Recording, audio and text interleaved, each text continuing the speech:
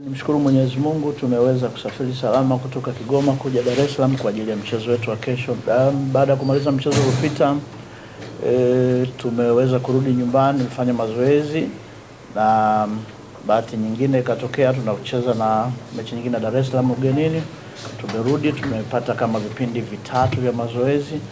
Tumejaribu kufanya masahisho ya makosa ambayo tuliyafanya katika mchezo uliopita, na hali ya vijana iko vizuri. Nitaendelea kuwakosa wachezaji watatu kama mechi iliyopita, sikuweza kuwatumia, bado endelea na matibabu, lakini waliokuwepo wako kwenye hali njema, na na imani masahisho tuliyofanya tuko kwenye hali nzuri kwa ajili ya mchezo wa kesho. Na Mashujaa muda wote ipo kwenye ligi, imeshakutana hizo changamoto. Kwetu tutaangalia namna gani tutacheza kwa utulivu na kuheshimu bila ya kupata madhara yote kutoka kwa mashabiki wao.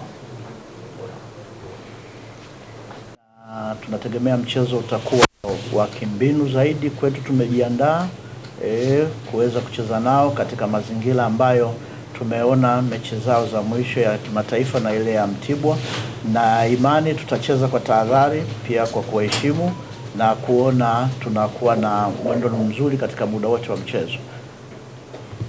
Ondokewa na beki wetu wa kati, lakini tuna wachezaji wengine ambao hatukuwa tunawatumia, kwa hiyo hilo sidhani kama ni tatizo kubwa kwa timu.